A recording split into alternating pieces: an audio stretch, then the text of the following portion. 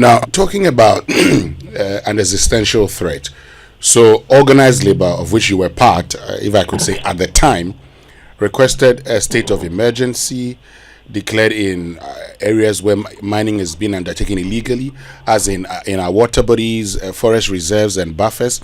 They talked about the revocation of the LI permitting mining in forest reserves and the setting up of specialized courts. Government has talked about the LI. It says they're ceasing its enforcement in the government statement. We've also seen the establishment of courts. What is left for government to do that would convince you that you have to call off your... You see, it's all about it's all about trust deficit. Okay. We don't trust them.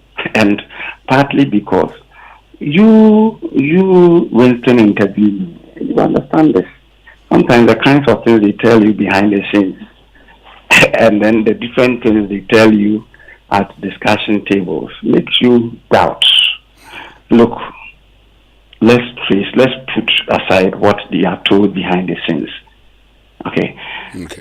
We declare our intention that by the end of September, if government doesn't do anything about this illegal mining, we will strike. And then quickly government puts together an interministerial committee headed by Kandapa to call organized labor into a meeting. Some of us insisted that we shouldn't honor such an invitation because it was going to be much ado about nothing. I've been in labor unionism too long to know that politicians, they don't mean well, and especially when they sit down for you to strike and they call when you're about to strike, then they would deliberately be holding some of these meetings just to be throwing spanners in your field. I told them they shouldn't go. But of course, there are also some more elderly people amongst us who felt that, look, if they call you, you should show respect and courtesy. And today, I said, politician who doesn't respect us, we don't have to respect them. But they prevailed, and we all agreed that they should go. So they summoned all labor union to Alisa Hotel, went to spend state's money to hire a hotel. And we went. We spoke our mind. We were told that in 1 week time, we were going to revert to us. 7 days lapsed. We didn't hear from them. They didn't get the courtesy to even tell us that for XYZ reason, we cannot, you cannot hear from us, or we are unable to get back to you. 8 days, 9 days, 10 days, they never showed us any dignity by honoring their own promise to revert to us. So if such a person tells you that I'm going to do this to you, for you tomorrow, will you trust the person?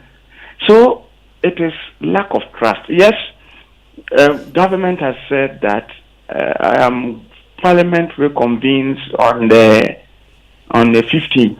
Yeah. And on the 15th, we are going to ask the Minister for Lands and Natural Resources to table a motion. So for the repeal of the LI that allow people to go and mine to destroy our forests. You just think about it. We give people permission. Look at us. We give people permission to go into forest, to mine, to destroy it. Let's clap for ourselves. But government says, well, it's going to do that on 15th. But some of us have the view that that is not enough. Parliament reconvenes on the 15th. If the minister comes to tell you that, well, I am preparing to go and table it, 15th for lapse, 16th for lapse, and they will be tabling. And the fact that you table it does not mean that immediately Parliament is going to look into it. So they can look at it in perpetuity. Meanwhile, while they are doing so, some people are still destroying the water bodies, and they are still destroying the quality of the water that you and I are supposed to be drinking. So what some of us were proposing was that, can there be a temporary moratorium on mining? If for nothing at all, at the minimum, let the president just announce that, look, henceforth there is a moratorium on mining temporarily. It can just be 1 week. It can just be 3 days. It can just be 1 month.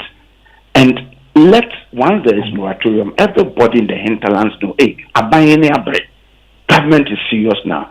Then we can all interrogate the feasibility of the interventions the government wants to be implemented.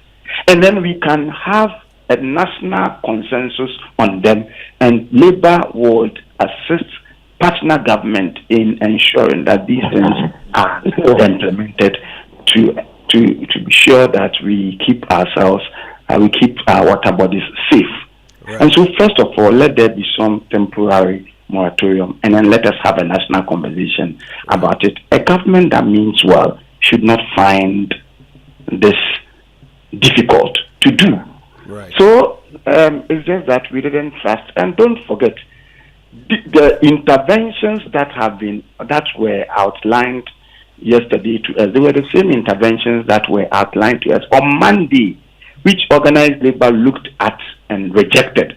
So if you looked at those interventions on Monday and rejected, why do you bring the same interventions on Wednesday and say, let's accept? So for some of us, it didn't make sense to us.